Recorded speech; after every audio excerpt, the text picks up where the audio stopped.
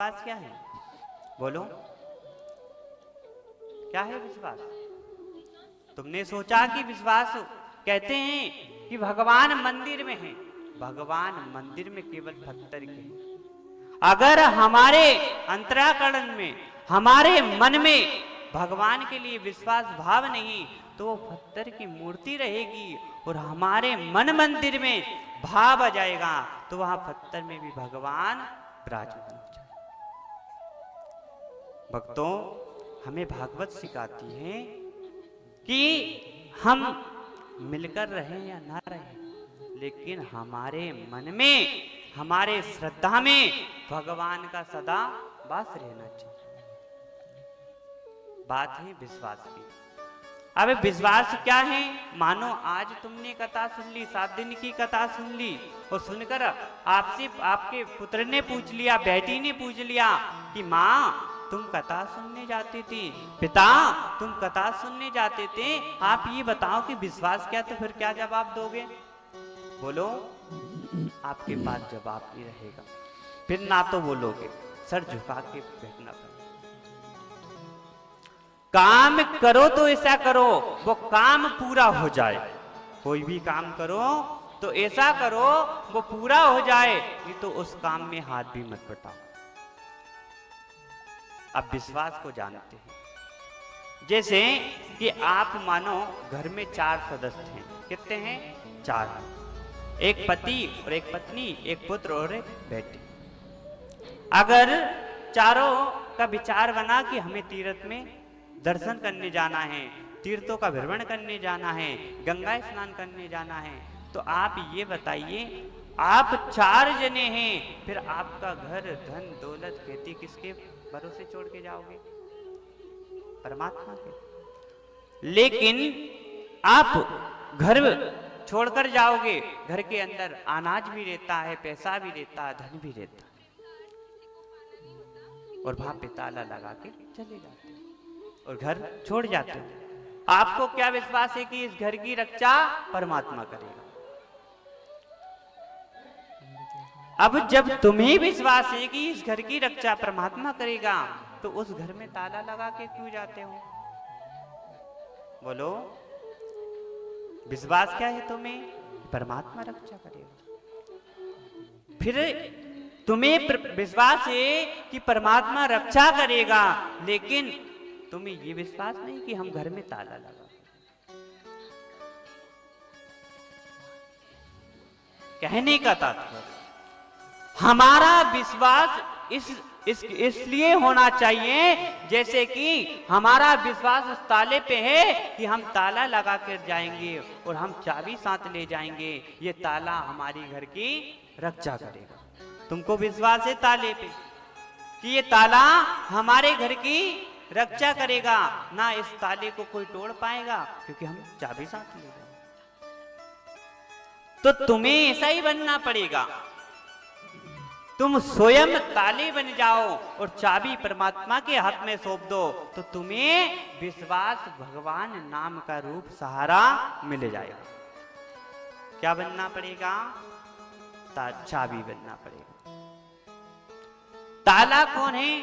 आपका जो परिवार है उसको ताले के रूप में समझो, और आप अगर स्वयं चाबी बन गए। अगर कहा जाता है कि गांव का मुखिया अगर सही हो तो पूरा गांव सही कहलाता, और गांव का मुखिया अगर गलत राय बताता है तो पूरा गांव का रास्ता ही गलत हो जाता है महाराज। और अगर वही घर का एक मुखिया सही है तो वो घर है, नहीं तो वो मुखिया ही अगर गलत करेगा तो महाराज फिर तो घर बेकार होगा। प्यार से बोलो राधे।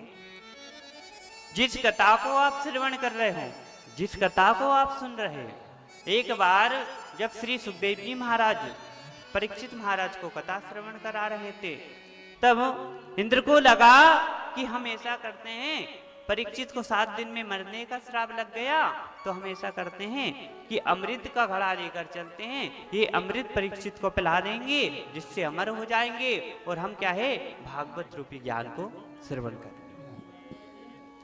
लेकिन जब इंद्र श्री सुखदेव जी महाराज के पास पहुंचे तो वह अहंकार, घमंड में आए कि आज हमारे अमृत से परीक्षित अमर हो जाएंगे। लेकिन उस समय भागवत का वाचन श्री सुखदेव जी महाराज परीक्षित को करा रहे थे और कराते कराते वहां इंद्र पहुंचे अमृत का घड़ा लेकर। जब अमृत का घड़ा लेकर इंद्र पहुंचे तो इंद्र ने कहा कि सुखदेव जी महाराज आप ऐसा करो, ये अमृत हम लेकर आए हैं, ये अमृत तुम राजा परीक्षित को पिला दो और ये जो भागवत है ना वो हमें श्रवण करा दो। तो सुखदेव जी ने कहा नहीं नहीं, हमारे परीक्षित को तो केवल हम भागवत ही श्रवण कराएंगे, सुनाएंगे, और ये अमृत क्या काम का है। जैसे ही सुखदेव जी महाराज ने बोला कि ये अमृत क्या काम का है तो इंद्र को क्रोध आने लगा। क्या आने लगा? क्रोध आने लगा। इंद्र को क्रोध आने लगा तो इंद्र ने सोचा आज मेरा अमृत जो अमर कर देता है उसे भी सुखदेव जी महाराज कहते हैं कि ये तुम्हारा अमृत कांच है और हमारी भागवत मणि है। क्या बताई? अमृत को बताया कांच और भागवत को बताई मणि। अब कांच का मतलब क्या और मणि का मतलब क्या? जैसे कि कांच अगर धूप में रखा जाए तो थोड़ा सा चलेगा, रात में बंद हो जाएगा, चमक उसकी बंद हो जाएगी, और कांच कभी भी गिरकर टूट सकता है, बिखर सकता है, उसका कण कण अलग हो सकता है। लेकिन मणि रात हो या दिन हो उसकी चमक सदा चमकती रहती।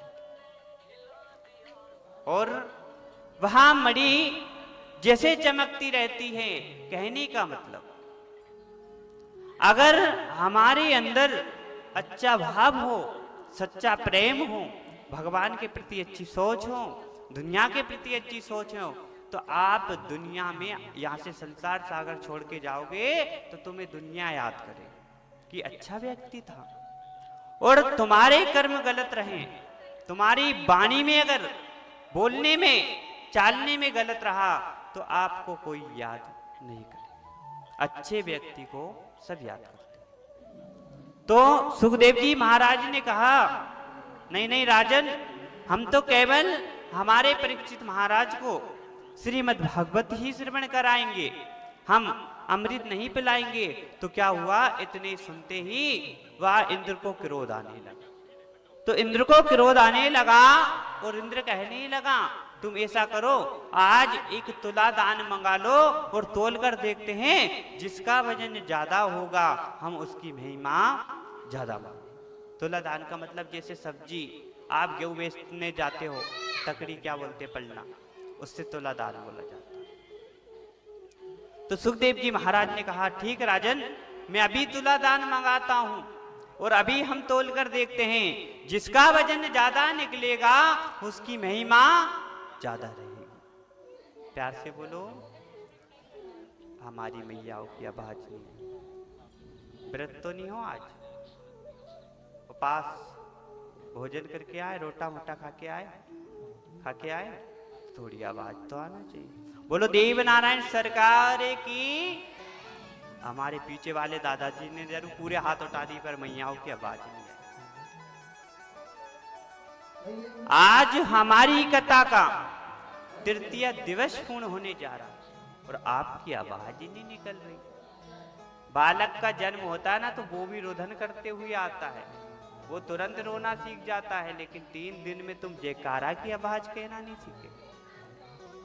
जोर से बोलो बालाजी सरकार की। इस प्रकार क्योंकि जयकारा होना चाहिए। तो तुलादान लगाया और तुलादान लगाने के बाद वहां पर अमृत का घड़ा इंद्र ने एक तरफ रखा और एक तरफ रखा तो इंद्र खुश हुआ, आज तो मेरी अमृत की महिमा बढ़ जाएगी। अब सुखदेव जी महाराज से इंद्र कहने लगा कि महाराज तुम लाओ तुम्हारी पोती पुस्तक किताब जो बांध कर रखते हो कहाँ है। आज देखते हैं कि उसकी महिमा ज्यादा है कि हमारे अमृत की महिमा ज्यादा है। सुखदेव जी महाराज अपनी श्रीमद् भागवत कथा को लेकर आए और लेकर आए तो राजा सोच रहा था, इंद्र सोच रहा था कि सुखदेव जी महाराज तुलादान में इस भागवत जी को रखने से डर रहे हैं, इतना सोच रहे हैं। तब बोला कि महाराज आप इतना क्यों सोच रहे हो, आपकी हार हो गई क्या? तब बोला नहीं नहीं राजन, अब मैं अपनी भागवत जी को अब रखता हूं। जैसे ही पहले अमृत का घड़ा राजा ने रखा और राजा के रखने के बाद जैसे ही भागवत इंद्र ने भागवत श्री सुखदेव जी महाराज ने रखी तो क्या हुआ, रखते ही श्रीमद् भागवत का पन्ना तो नीचे आ गया और अमृत का घड़ा ऊपर चला। अब ये बताइए कि ऊपर जाता उसमें वजन ज्यादा रहता है कि नीचे आता? बोलो, नीचे आता उसमें ज्यादा वजन। तो भागवत जी का पन्ना जब जैसे ही नीचे आया तो इंद्र देखकर घबराने लगा, राम राम, मेरे अमृत में इतनी ताकत नहीं, ये पोती पुस्तक किताब में इतनी ताकत है जो आज मेरे अमृत को भी कम पाड़ दिया। इंद्र को क्रोध आने लगा। तब इधर वेद व्यास जी भागवत जी में लिखते हैं, सब धनुरे गए हल्के, पलना झुका कता अमृत का, इंद्र का अभिमान प्यारे। सारा धन कम रह गया और पलना झुका कता अमृत का। तो कथा वहां है। अब इंद्र देखकर इंद्र को क्रोध आने लगा। उस समय इंद्र का भागवत जी से, भगवान से क्या होने लगा, बेर होने, दुश्मनी बना ली। कैसे बना ली? दुश्मनी बना। आपस में भागवत जी से ये बात आज सीख लेना, दुश्मनी बनती है तो कहां से बनती है? अपने आप से। अगर बड़ा भाई कह रहा है कि मुझे आज ये काम करना है तो छोटा कह देता नहीं नहीं भैया ये नहीं करेंगे। क्या कह देता है? नहीं करेंगे। तो छोटा कहेगा चलो ठीक आज मैं भाई की बात मान लेता।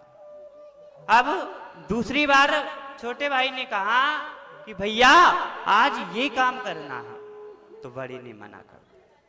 दोनों का मीटर नहीं बैठ रहा है। जब आपस में दोनों अलग अलग रहेंगे वहां टूट जाएंगे, क्योंकि वहां रस्सी को अगर काटा जाए और काट कर जोड़ेंगे तो क्या बन जाएगी? उसकी गठान बन जाएगी। जुड़ तो जाएगी लेकिन उसके अंदर एक गठान बन जाएगी। पानी भी अगर वहां कुएं से हिंचोगे तो वहां गगरा जब हिंचाता आएगा, बाल्टी ऊपर आएगी, तो जब तक सही रस्सी रहेगी तब तक कुआं में जाएगी और जब वह गठान आएगी तो पानी झलकेगा। तो कहना है प्यारे, जब तक ये जिंदगी है फुर्सत नहीं मिलेगी कामों से, और कुछ क्षण ऐसा निकाल प्रेम कर ले मेरे राघव से। झुकना पड़े तो झुक जाओ, क्योंकि जब कुआं में बाल्टी जाती है और भरकर आती है तो वो एकदम नहीं झुकती, पहले झुकना पड़ता। क्या करना पड़ता है? झुकना पड़े हैं। जब हमारे बड़ों के आगे छोटे को झुकना पड़े तो झुक जाना चाहिए, क्योंकि जब तुम्हारी शादी होती है तो वहां मंडप काय का बनता है? बांस का बनता है। बांस के क्यों बना जाता? क्योंकि बांस लंबा होकर झुक जाता है और वो बांस सिखाता है कि तू इसमें 7 फेरा ले रहा है ना, इसमें तू क्या है, बड़ों की परंपरा में बांधा जा रहा है, तू बड़ों के सामने झुककर रहना। तो वो इंद्र झुका नहीं, उसने अपनी गलती ना मानी, क्रोध में आकर, और वहां से जब जाने लगा तो अब कहने लगा कि मैं अब इनसे बदला आगे लूंगा। अब वहां से इंद्र